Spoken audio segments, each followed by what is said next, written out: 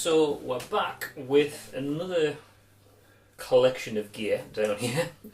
So this is largely an analogue board. It's a complete analogue board. There's nothing digital on there at all. Nothing digital at all. Even the box of tricks over the top. Just switches. All analogue switching. Yeah, all analogue switches. Okay. What we'll do, break a B-cam and talk us through what you've actually got on. Yeah. Got on here while I remind myself how to turn this into video mode. Video. Okay, so what I did here was I built a board out of everything that I had lying around. Mm-hmm. It looks complicated. It's actually not. Yeah. So what we have is a load of this is a looping switcher.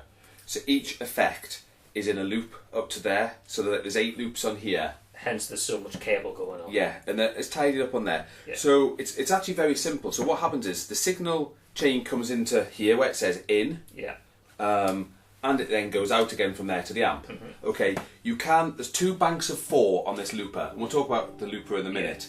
And you can have the first 4 going into the front of the amp. Yeah. You can have the other 4, you can split it so it's going into the effects loop. Right. I run everything in the front of the amp, and I always have done, and I always will. I like the choruses, I like everything in the front of the amp. Okay.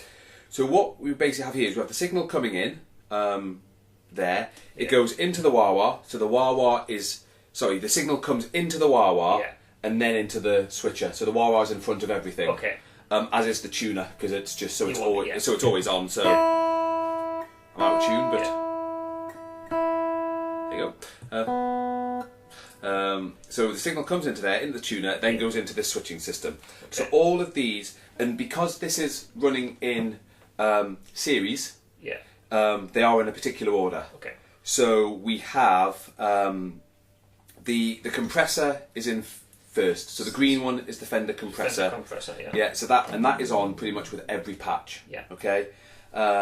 It then goes into the Screaming Blues. Digitech Screaming Blues. Digitech Screaming Blues. Big fan of It that. then goes into this, which we'll talk about, this Sansamp Flyrig 5. Yeah. It then goes from there into the flanger. Which is a Yeah. little mini flanger there. It's a Moore flanger, Yeah. Electric Angel, I believe. Yeah. E-Lady, Electric Lady, not Yeah. Angel there. Then it goes into the chorus pedal. Which looks very old. That chorus pedal is a 1980s Columbus chorus, which was like Japanese made, and they were a competitor to Roland at the time for Yeah. slightly cheaper gear for the Boss chorus pedals, Yeah. and it's absolutely fantastic. It's on there, and then the signal goes into the amp. So what's the little white pedal down The there? white pedal is a boost, which basically just it's a decibel. It's up to a 20 decibel boost by TC. So that's the Spark. It's a Spark Mini. Spark Mini. Yeah. So level. Yeah. Okay. So So it's a just clean boost, it's not a it's- drive. It's a clean boost with so it's sitting at probably about 10 decibel boost there, just Yeah. over halfway. It's 10, 12 decibel boost, just to add a little bit more. It does give a little bit more gain on a dirty sound. The other thing, which is what you see, is there's a power pack underneath it powering it all. There is also on the underside, which we get some photos of, another boost pedal, which is in a loop, Okay. and there is a wireless system underneath the system. Yeah. So what happens there is that the wireless comes in. That's where the in comes on. Yeah. So I can just put a guitar lead straight in the front of Yeah. the wah-wah if I want to.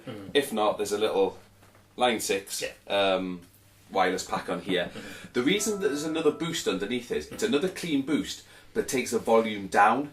Right. So I can put that into a loop. So if I'm doing something where I want to have not the same volume, but I want to keep the same definition of sound, so rather than like cleaning it up like that and losing some of the stuff, what I've actually got is I can bring that in and it'll lower it There's down. something that people don't use boosts for, because boosts halfway should be neutral, and you've got half of it is a cut. Exactly. Yeah. So if I turn the volume off on that boost that's underneath, it's just a little. We'll get some photos. It's just a little electro harmonics boost that I've had for years. LPB1. And again, it's a clean boost, but it does take the volume down to 0. Yeah. So it's on there. The other beauty of this switching system is it will change the channel on the amp. So I can select a patch which can have a combination of each of these pedals in and change the channel on the amp. I haven't got a lead now, but we can do. So it does a lot of very clever stuff, and it will also, it's also got a MIDI out on it. So if you've got like an Eventide or a TC MIDI controlled or Strymon, something like that. So you patch and you want to call back, you know, like this delay time and that delay time. You can do all that from there. There's a MIDI out in that top corner. So if you want to digitally it, you can. So if you've got if you've got a digital effect on your board and you want to change it. So what we have here is with the Sans amp is that's in a loop, but this is a multi-effects on its own. So it has a delay on it. It also has this plexi, so a Marshall plexi, and it has another boost on there. So I can have like different, and that one's a bit more of a gain boost. So the way that it works is I normally have the Sans amp on all the time on there, and then I can either bring in a patch here which will bring in that one, or if I want to like, just dirty it up, it's on there. So basically that's your preamp voice, and then you can stack a bit of gain on top of it. If I want to, So what we'll do there, just while you're filming there, so well, patch 1A is just the amp. So what we've heard earlier when we were demoing the amp, it's just the amp. Clean channel amp. If I go to back to patch 2, this is with the chorus. So.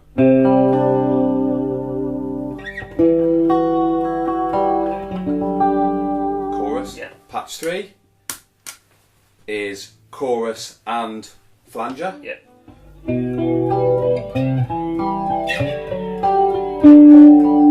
Patch 4 goes to a solo, which is that. Then I go up to bank number 2. So 2A is the Sans amp. So this is a bit of a crunch. So it's a bit like the second channel on here. Quite bassy. Depending on what I'm bringing in on the pickups. But this is where I can now go to bring a plexi into it. This is so kind of starting to get the classic 60s, 68 plexi. And it's not bad. I can put it off. If I want the boost on, put the boost on. And all the pedals we're looking at, I can see that the lights are on, but they're just not actually engaged in the loop. They're not engaged in the loop. Obviously I've got the delay on here as well. With a tap tempo, so I don't have to worry about the delay time. So I've got 1, 2, 3, 4, 1, 2, 3, 4.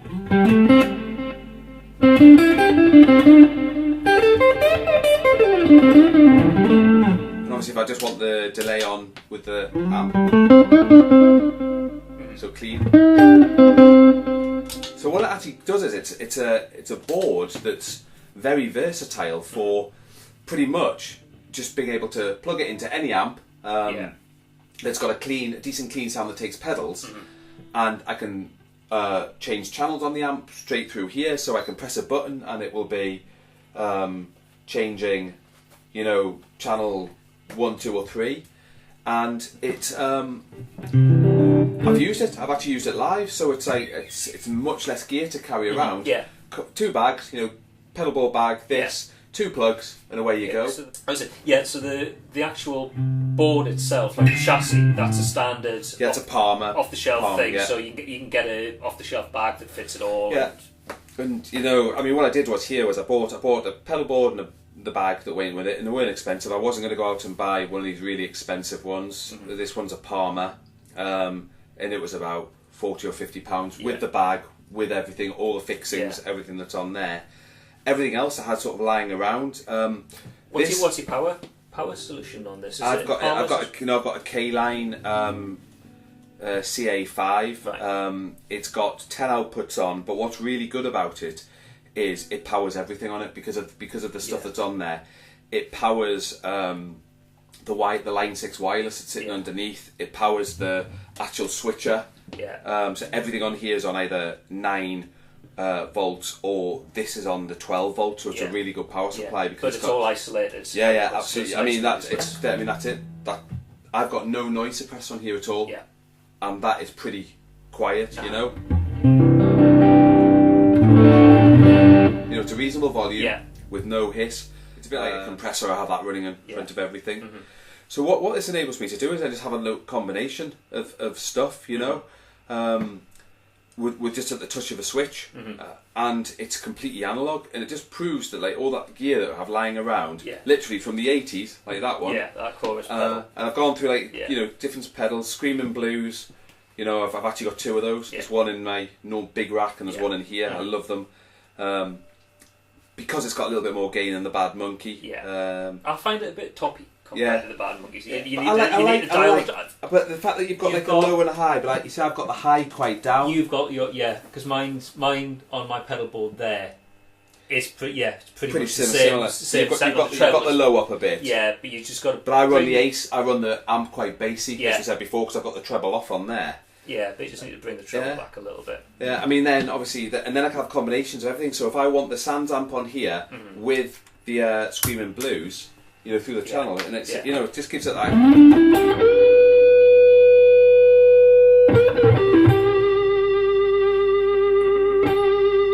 Very warm. It is.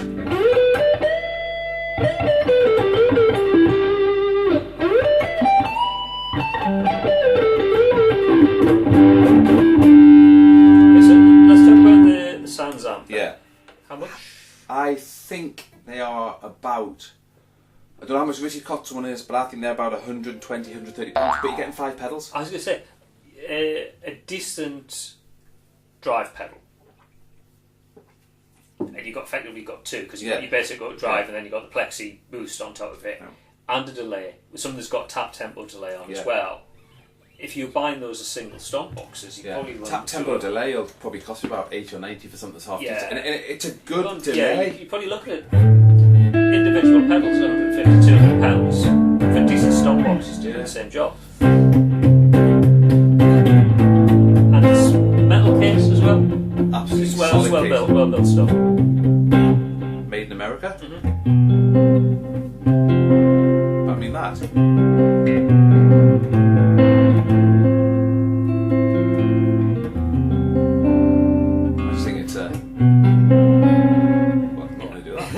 Try that. Yeah. I just think it's a very nice, natural sound on it. Yeah. I said you can put drive pedals in front of it, but literally you can, you know, for not a lot of money, here we're going about that. We're saying about like, you know, picking up a pedal or getting an amp. Yeah. You could have that powered up into something like that. You might want to have a stump box. You might not. It might be enough for you, depending on the. I mean, I think, you know, that. Okay, got a delay on it.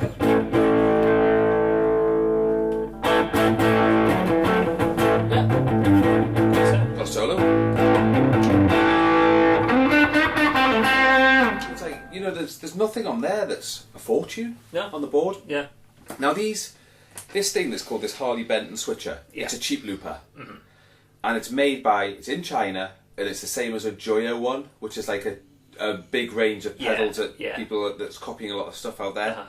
I've had that for a while, and I didn't buy that new. I found that, you know, on a Gumtree, Craigslist, something on there, and that there I paid £50 for. Wow. Which is an absolute bargain for it, because it does so much. Because it will do amp switching. I don't have to worry about having this switch on on here anymore. I just run the cable that says from foot switch out. So we have the triggers on there. So what we can actually do is, I don't have to do anything. I can just literally turn up, put it on the ground, put a power cable into it, put a cable out to the amp, one at the foot switch, and then I can just rely on that change in the channels on the amp. And that's it. I can go off and I can pretty much do a set with this line. It's literally 2 plugs, really, isn't it? Because you're using your wireless. Yeah. But if I'm not doing that, I can just literally all I have to do is just pull the wah-wah one out and just put a jack socket into the front of there, and then it's onto the, you know, so it's missed.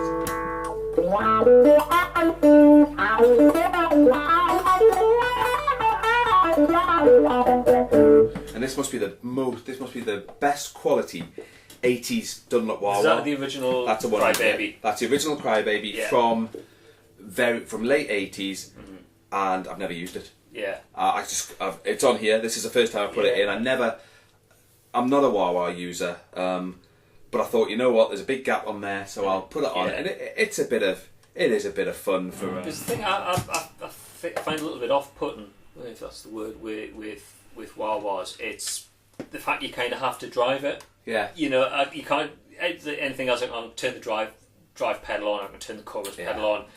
The Wah-Wah, you're playing with it. Yeah, and I just find a bit of an annoyance. I tried touch wahs, like auto wahs, but they're not the same. You want it, you might use it on the odd thing. It's very good if you've got an empty space in a band, or you know what I mean. Like because obviously I play in like just a 3-piece, so you might have something where it feels a bit empty. Yeah. What it does there is if you've got single notes on a solo, like which can then feel very empty with the band. What it does is. Add a bit of interest there. You're a nightmare. Yeah. But now once it's all done, Yeah. I've colour coded it, so I know exactly if I've got a problem on anything. Same Velcro that you've got on yours. We need to mention pedal board tape. 'Cause I was using industrial grade Velcro for a while, and then you turned me on to pedalboard bonding tape from Bonding Solutions. Yeah, which I should have. I thought I had a roll I could show them.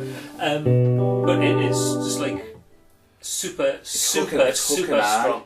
Well, that's the thing. Velcro's hook and loop. Yeah. This stuff is like mushroomoids that kind of grip each other, and I've never known anything like it. I mean, certainly my pedal board, I can lift the entire board up with one pedal. Yeah. The glue on the back of it's amazingly strong. The bond, I think, with the I can't believe it's not Velcro. Yeah. Is just so strong. It's not the cheapest stuff in the world, but you don't need that much of it. Like postage stamp size piece. Sticks anything. Unbelievable. Top and bottom of the pedal. Yeah. I think I paid about £8 for a metre roll. Yeah, but what you need to remember is that when you buy it, a metre, it's not Velcro top and bottom. Pair, yeah. So a metre only gives you half a metre because you have to fold over and clip it together. But you've probably got £10-12 worth of pedal board tape on there, if that. You probably do that with half a. I've got to be honest. It's obviously we'll put some close-up photographs of this on the underside as well. But what I tend to do is I also put a cable tie around, as you can see on those. So there's a cable tie there just to hold them on, and that's just some of them aren't. These pedals aren't because they're very hard to cable tie. The little ones and the loopers and the stuff that you can get between the buttons are easy to do. Yeah, it is amazingly good stuff. Yeah. And it's the stuff that I think that's used all around the world. Yeah, it really is professional quality stuff. Yeah, made in Britain as well, isn't it? It is, yes. It's good. Someone in America rebrands it somewhere else because that's how I got onto it. Yeah. And it's not the cheapest, but nothing comes close to it. And if you had a pedal board with the full strips of those on, which would cost you a bit to do, nothing would ever move again. Yeah. Good. But it's good. Anyone checks out it's Bonding Solutions pedal board tape. Yeah. Put a link in the information section. Yeah.